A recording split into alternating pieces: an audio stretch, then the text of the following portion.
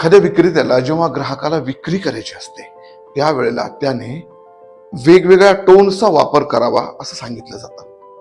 आपण प्लेन एकाच पद्धतीच्या घटनेच्या शब्दांना बोलत गेलो ना तर समोरच्या व्यक्तीचा आपल्या बोलण्यातला इंटरेस्ट संपतो.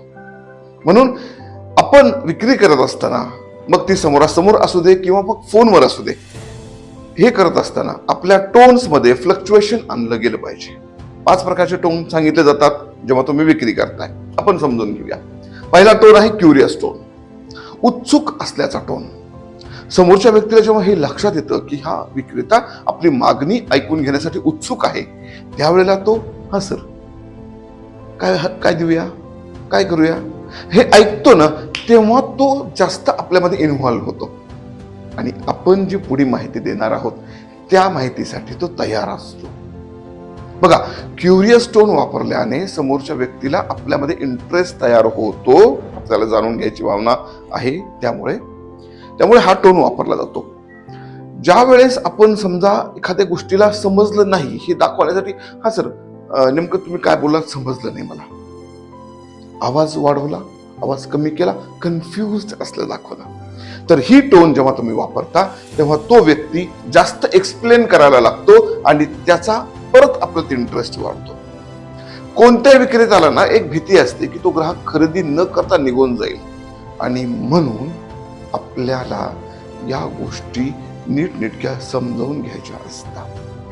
पुढचा पार्ट आहे चॅलेंजिंग टोन.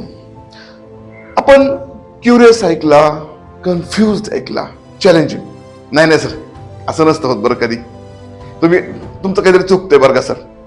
ज्या वेळेला आपण ह्या टोन मध्ये बोलायला लागतो ना त्यावेळी तो व्यक्ती आपली जी कन्फ्युजन आहे ते दूर करण्यासाठी किंवा आपण जे त्याला चॅलेंज करतोय हे करून देण्यासाठी, क्लिअर करण्यासाठी तो जास्त इन्व्हॉल्व्ह होतो आणि बोलणं अजून प्रॉपर पद्धतीने चांगलं होतं.